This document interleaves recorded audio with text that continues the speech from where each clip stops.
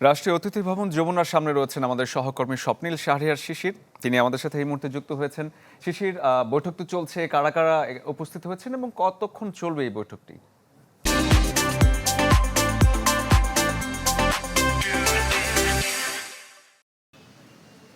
শরীফ, শেষ খবর পাওয়া পর্যন্ত কিন্তু প্রধান উপদেষ্টার সাথে তার অধীনস্থ যে 25টি মন্ত্রণালয় বিভাগ রয়েছে তার সচিবদের যে বৈঠকটি 11টায় শুরু হয়েছে সেটা কিন্তু এখনো চলছে।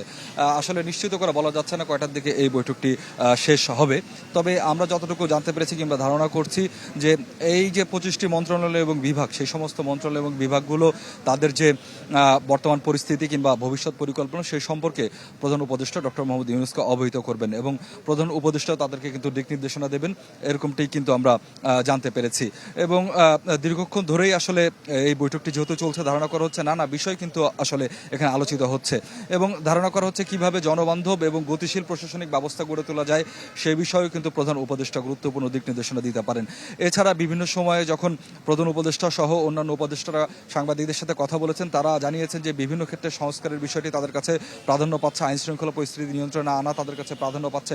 সুতরাং এই সমস্ত বিষয়, অর্থাৎ কোন কোন বিষয়গুলোকে সংস্কারে তারা প্রাধান্য দিচ্ছেন, প্রধান উপদেষ্টা সেই বিষয়টিও কিন্তু সচিবদেরকে অবহিত করবেন। সেই অনুযায়ী কর্মপরিকল্পনা কি হতে পারে সেই বিষয়টিও কিন্তু নির্ধারিত হতে পারে এবং আমরা আশা করছি হয়তোবা এখান থেকে সচিব এবং জ্যেষ্ঠ সচিব যারা রয়েছেন তারা বের হয়ে যদি সাংবাদিকদের সাথে কথা বলেন তখন হয়তোবা আমরা বিস্তারিত জানাতে পারবো যে কি কি বিষয় নিয়ে আলোচনা হলো কিংবা প্রধান উপদেষ্টা তাদেরকে কি কি নির্দেশনা দিলেন। এর আগে সকাল 10:30টার দিকে কিন্তু সেনাপ্রধান জেনারেল ওয়াকারুজ্জামান তিনি কিন্তু এই যে রাষ্ট্রীয় অতিথি ভবন এবং প্রধান উপদেষ্টার যে কার্যালয় সেখানে কিন্তু তিনি এসেছিলেন এবং বেলা 11:15-র দিকে তিনি কিন্তু এখান থেকে বের হয়ে গেছেন। যদিও এখানে এই সব বৈঠকে কি নিয়ে আলোচনা হয়েছে সেই বিষয়েও কিন্তু এখন পর্যন্ত বিস্তারিত জানানো যায়নি। যখনই আমরা সে বিষয়ে জানতে পারবো দর্শকদেরকে আমরা সেগুলো অবহিত করব। শিশির, ধন্যবাদ আপনাকে।